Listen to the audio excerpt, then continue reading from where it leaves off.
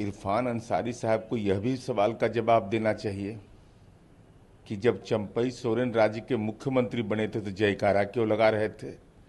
अरे भाई, राजनीति में तर्क अपने अपने जगह पर है, लेकिन महत्वपूर्ण विषय यह है कि देश की राष्ट्रीय सुरक्षा सबकी जिम्मेवारी बनती है। अगर राष्ट्रीय सीमा पर कोई समस्या है तो यह राजनीति का एजेंडा नहीं बनना चाहिए, बल्कि ये क्रियाशीलता का, कि आप एक्टिव मोड में देश की राष्ट्रीय सुरक्षा के मानक का पालन करिए। अगर विदेश से कोई आ रहा है तो इस देश के अंदर में इजाज़त कैसे मिल रही है, यह भी चिंता का विषय है। और ये हमारे सैन्य बल के पुरुषार्थ का सवाल है। और राष्ट्रीय सुरक्षा, आतंकवाद जैसे सवाल पर दलीय सीमा के तहत विमर्श का इतिहास हमारा नहीं रहा है, बल्कि सहमति का इतिहास रहा है। आर्जिकर महिला डॉक्टर रेप मामले में कांग्रेस नेता अधीर रंजन चौधरी ने कहा कि ममता बनर्जी सही तरीके से जांच होने देना चाहती ही नहीं। अगर सही तरीके से जांच हो जाएंगे तो कई राज खुल जाएंगे। अब सामने दिख रहे हैं कांग्रेस और टीएमसी।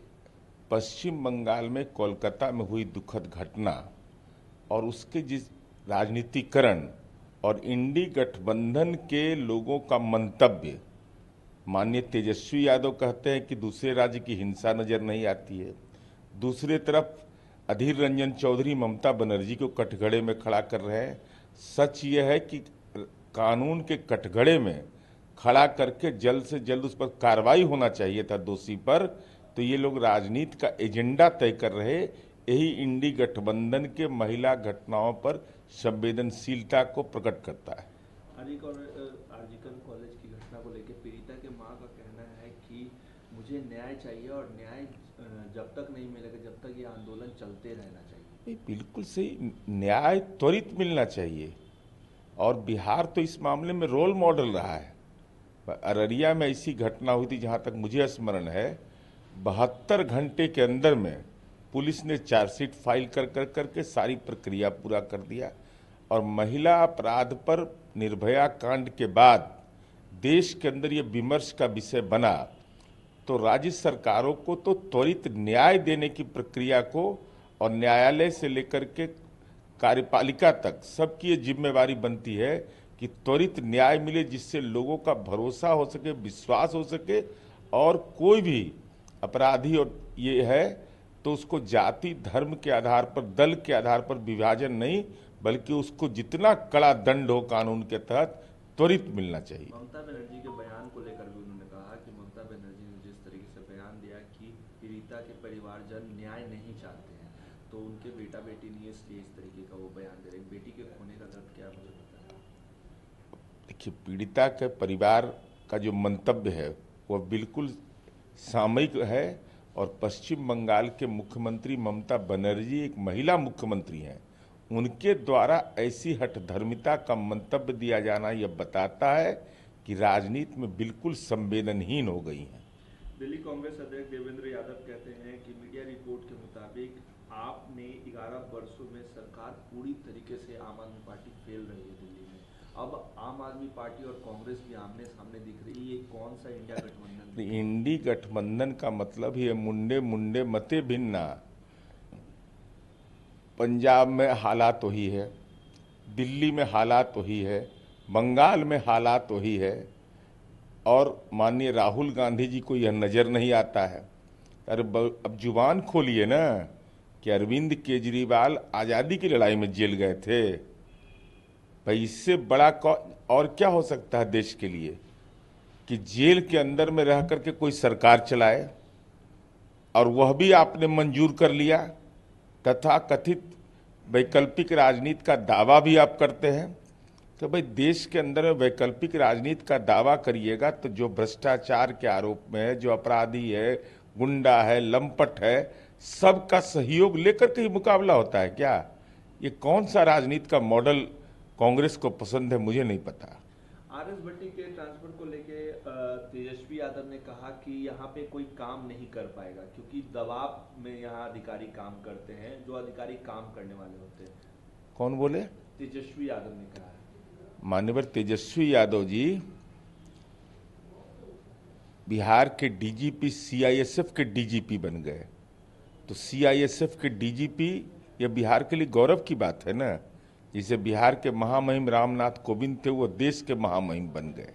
अब ज्ञान तो कहीं बाजार में बिकता नहीं है, और आपका कहना है कि दबाव में वो दौर नहीं है तेजस्वी यादव जी। आप भी सरकार में रहे हैं हमारे साथ 17 महीना और 21 महीना।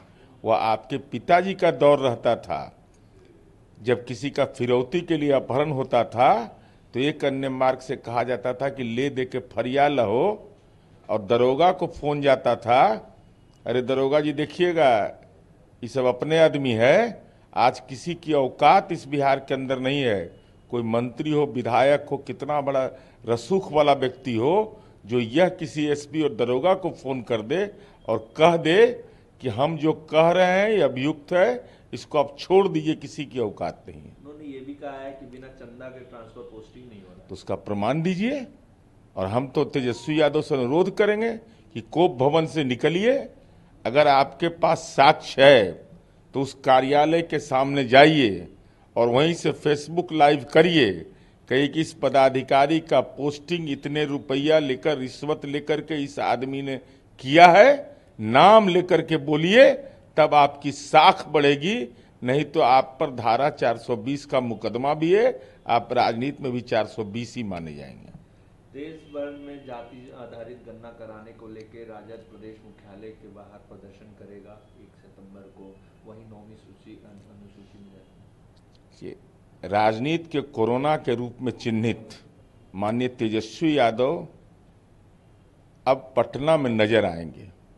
महत्वपूर्ण विषय यह है कि जाति सर्वे करा करके नीतीश कुमार जी ने देश में एक मानक स्थापित कर दिया, तो राष्ट्रीय स्तर पर तो विमर्श का विषय है, लेकिन कांग्रेस आधारित राज्य में क्यों नहीं हो रहा है?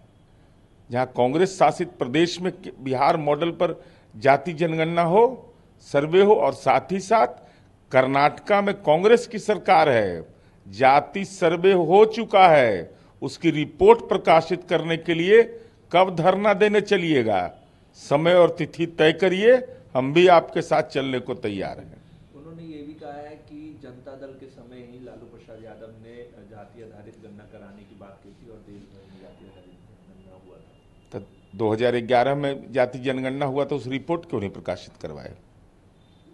आप तो सरकार में शामिल थे, किंग मेकर थे। भाई मान्यवर लालू प्रसाद जी की परेशानी और उनके परिवार की परेशानी दूसरी है, ये मुद्दे को भटकाना चाहते हैं। सच यह है कि जाति सर्वे जब हुआ बिहार में, तब न जानकारी मिली कि लालू जी को पटना में 43 बीघा 12 कट्ठा 16 दूर जमीन है।